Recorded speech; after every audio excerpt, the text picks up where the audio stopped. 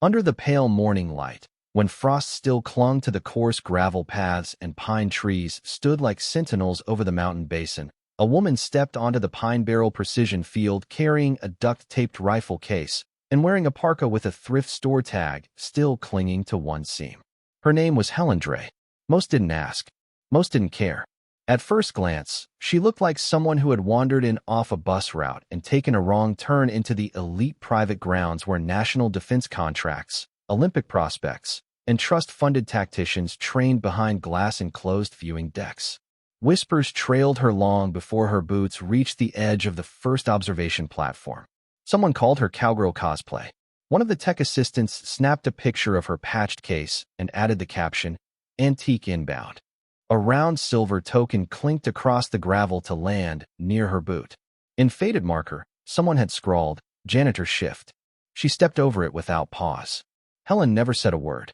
She moved past digital check-ins and retina scans and security gates not with clearance, but because no one thought she warranted scrutiny. One staffer blinked as she approached. He handed her a badge with the word "Visitor" clipped loosely to her coat and didn't ask for ID. Not a single instructor stopped her.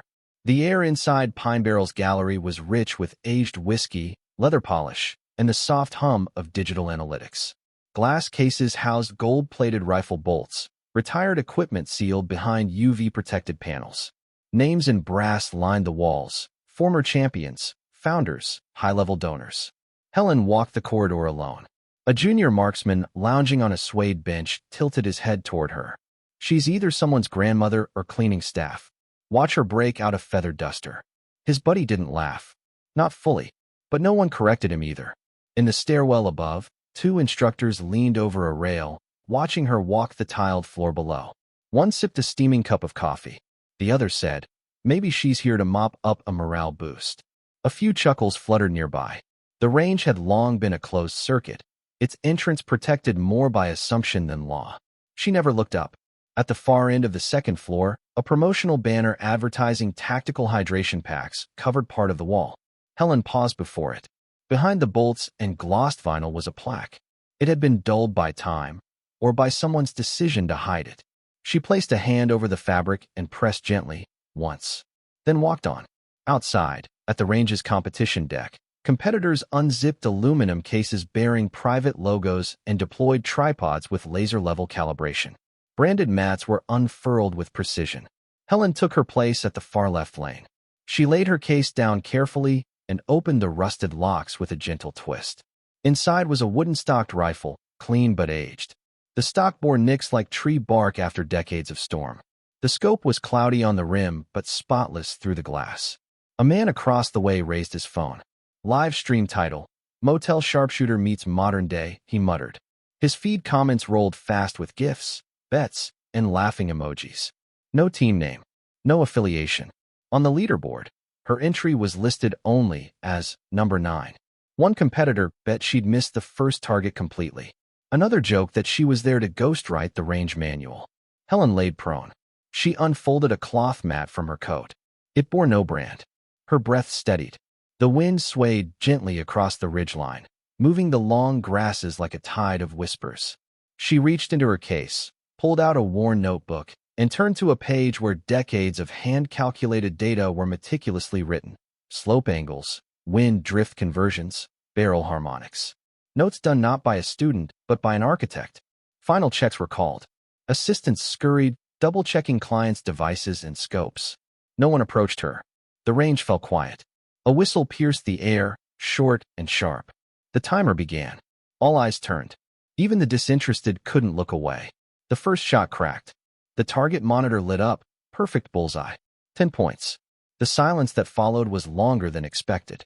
No laughter, not yet. People were waiting for the miss. For the stumble. The second shot landed in the same place. The screen blinked. Overlay had to be manually adjusted. The shot was too precise to differentiate from the first. A woman in tactical gear who had earlier mocked her lowered her phone. She stopped recording. The third shot, then the fourth. Same result. Same hole. No deviation. By the fifth, someone muttered, "System must be glitched." It wasn't.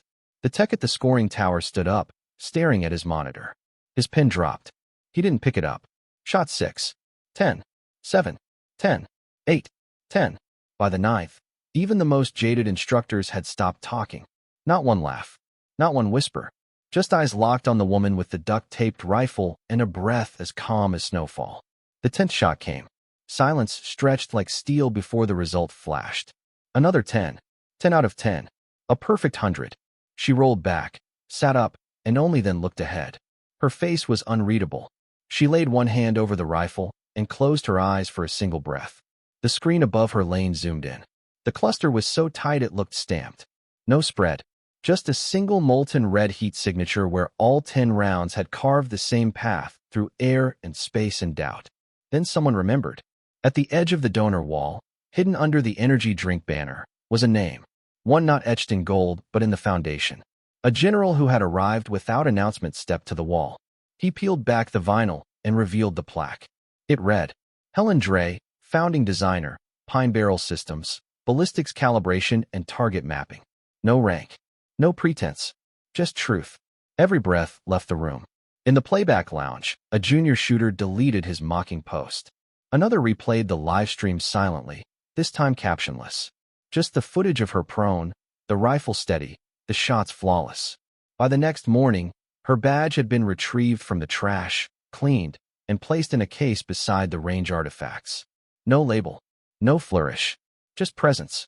A new line appeared in Pine Barrel's code of conduct.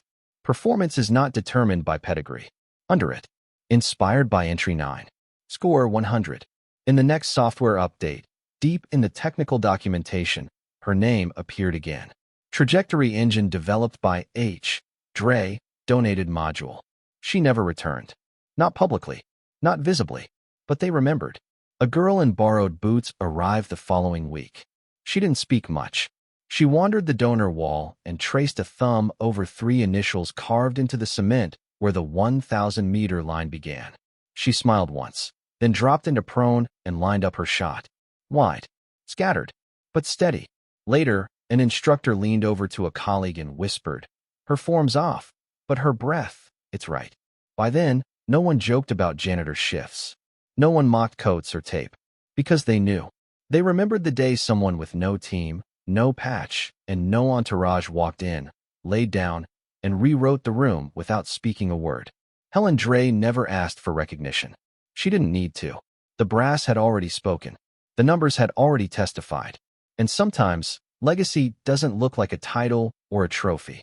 Sometimes it's quiet, resilient, and arrives with a parka, a faded notebook, and the calmest breath the range has ever known.